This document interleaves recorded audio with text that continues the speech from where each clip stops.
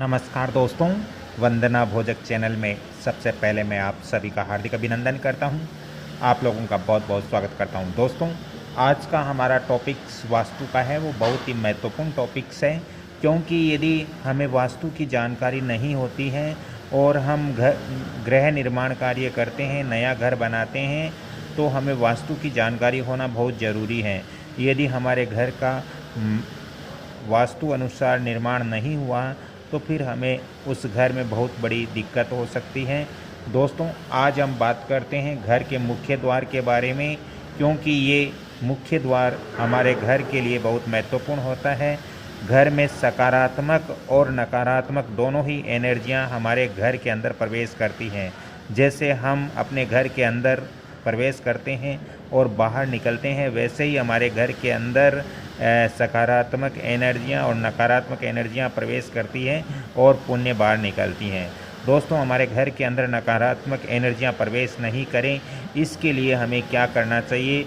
हमारे घर के अंदर सकारात्मक एनर्जियां प्रवेश करेगी तो घर का माहौल अच्छा रहेगा, घर के सदस्य तरक्की करेंगे और घर के अंदर काम, अर्थ, मोक्ष, ऐश्वर्य सभी चीज़ों की प्राप्ति होगी। तो चलिए, आपका ज़्यादा समय नहीं लेते हुए जो मुख्य टॉपिक्स है उसके ऊपर बात करते हैं। दोस्तों, हमारे घर का मुख्य द्वार जो होता है वो एक महत्वपूर्ण स्थान माना जाता है। वास्तुशास्त्र के अनुसार ये ध्यान रखना चाहिए कि हमारे घर का जो मुख्य द्वार है, मान लीजिए ये हमारे घर का मुख्य द्वार है और इस मुख्य द्वार के ठीक सामने दूसरे घर का मुख्य द्वार नहीं होना चाहिए, क्योंकि हमारे घर का मुख्य द्वार यहाँ पर है और यदि दूसरे सामने वाले मकान का मुख्य द्वार भी हमारे ठीक सामने है तो दोस्तों, इससे हमारे घर ऐसे जो द्वार होते हैं, जो दरवाजे होते हैं, वह दरवाजे वास्तु के अनुसार व्ययदाता दरवाजे कहलाते हैं। ऐसे दरवाजे होने से दोनों घरों के अंदर खर्च बहुत ज़्यादा बढ़ जाएंगे, अनावश्यक खर्च बढ़ जाते हैं। यदि आपका मुख्य द्वार यहाँ पर है तो दूसरे घर का मुख्य द्वार आपके बिल्कुल ठीक सामने नहीं होना चाहिए, थोड़ा हट करके होना चाहिए। दोस्तों, यदि पहले से आपके सामने वाले घर का मुख्य द्वार यहाँ बना हुआ है तो आपको अपने मुख्य द्वार थोड़ा सा यहाँ पर चेंज कर लेना चाहिए, थोड़ा बदल देना चाहिए, स्थान को बिल्कुल ठीक सामने नहीं रखना चाहिए, अन्यथा घर में अनावश्यक खर्चे बढ़ जाते हैं, स्वास्थ्य के अंदर खर्च बढ़ जाते हैं, या फिर किसी भी कार्य के अंदर अनावश्यक जो आप नहीं चाहते हो वो भी खर्च बढ़ जाता है वास्तुशास्त्र के अनुसार। दोस्तों, सेकंड नंबर, जब आप अपने घर का मुख्य द्वार लगाते हो, मुख्य द्वार का निर्माण करते हो या मुख्य द्वार बनाते हो, तो उस समय यदि आपको ध्यान रखना चाहिए कि यदि आप अपने घर का मुख्य द्वार लगा रहे हो तो उस समय जिस दिन मुख्य द्वार लगा रहे हो, जिस दिन मुख्य द्वार का निर्माण कर रहे हो, उस दिन सूर्य है वो कर्क राशि या मकर राशि या सिंह राशि या कुंभ राशि के अंदर होना बहुत ज़रूरी है। यदि सिंह, अगर आप घर का पूर्व या पश्चिम मुखी द्वार बना रहे हो, द्वार का निर्माण कर रहे हो और उस दिन यदि सूर्य कर्क राशि या मकर राशि या सिंह राशि या कुंभ राशि के अंदर नहीं हो तो आपको वो द्वार उस दिन नहीं लगाना चाहिए।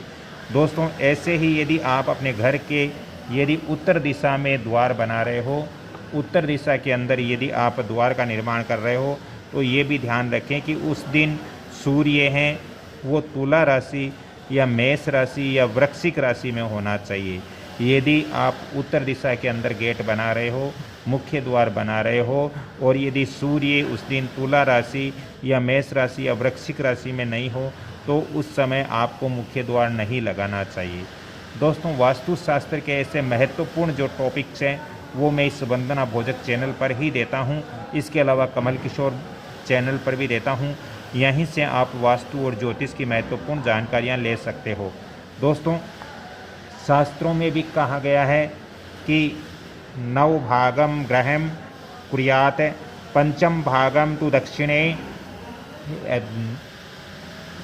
पंचम भागे तु दक्षिणे तृतीय भागम वामत कुर्यात शेषम द्वारम प्रकल्पयत। यानी कहने का तात्पर्य यह है कि आप अपने घर का मुख्य द्वार लगा रहे हो तो ये आपको ध्यान रखना चाहिए कि आपके घर से ये जो भाग हैं, इस भाग से आपको बराबर यहाँ से यहाँ तक, यदि आप मान लीजिए ईशान से उत्तर की तरफ, यदि उत्तर की तरफ मुख्य द्वार लगा रहे हो, तो आपको ईशान से लेकर के और उत्तर तक बराबर 9 भाग करने हैं। 1 2 3 4 5 6 7 8 9 भाग करने हैं। और 9 भाग करके आपको ये ध्यान देना है कि इधर से वायव्य कोण की तरफ से आपको 5 भाग छोड़ना है और इधर से आपको 2 भाग छोड़ना है। तीसरे और चौथे भाग के अंदर आप अपना मुख्य द्वार वास्तु अनुसार दे सकते हो। दोस्तों, इससे यदि ज़्यादा आपको जानकारी लेनी हो वास्तु और ज्योतिष संबंधित, तो मैं आपको फ़ोन नंबर भी दे रहा हूँ 7901718402। एक बार पुण्य 7901718402। दोस्तों, ये चैनल आपके लिए बहुत महत्वपूर्ण है, क्योंकि आपको घर बैठे ही इतनी अच्छी और सटीक और महत्वपूर्ण जानकारियाँ वास्तु और ज्योतिष की मिल रही हैं, तो मुझे भी खुशी है और आप लोगों को इससे बहुत ज़्यादा बेनिफिट हो रहा है। दोस्तों, इसके साथ ही हमारे मुख्य द्वार पर हमें ब्लैक कलर का उपयोग नहीं करना चाहिए। जैसे मैं बार बार बताता हूँ, काले कलर की आप नेम प्लेट या आपके जो मुख्य द्वार है वो ब्लैक कलर की टाइल्स इत्यादि आपको नहीं रखनी चाहिए। दोस्तों, वास्तुशास्त्र के अनुसार हमारे जो मुख्य द्वार होते हैं घर के, उन पर आपको पिरामिड युक्त स्वास्तिक चिन्ह लगाकर रखना चाहिए। और यदि आपका मुख्य द्वार दक्षिण में है तो आपको पंचमुखी बालाजी की तस्वीर आप अपने मुख्य द्वार पर आपको लगानी चाहिए। दोस्तों, ये वीडियो मेरा आज का कैसे लगा? यदि आपको अच्छा लग रहा है तो आप इस वीडियो को ज़रूर लाइक कीजिए, शेयर कीजिए और सब्सक्राइब कीजिए, ताकि मेरा भी मनोबल बढ़ेगा और जब बढ़ेगा तो मैं और भी आपको महत्वपूर्ण जानकारियाँ दूंगा। दोस्तों, वीडियो को लाइक शेयर सब्सक्राइब जरूर करें और बेल आइकॉन घंटे के निशान पर भी क्लिक करें। राधे राधे, जय जय श्री कृष्णा। अगली कड़ी में फिर मिलता हूँ, तब तक के लिए आपसे क्षमा चाहता हूँ। हाँ, वीडियो को लाइक शेयर सब्सक्राइब जरूर करें। जितना ज़्यादा शेयर करोगे मेरा मनोबल बढ़ेगा और मैं आगे भी ऐसी जानकारी आपको प्रदान करूँगा। जय श्री कृष्णा।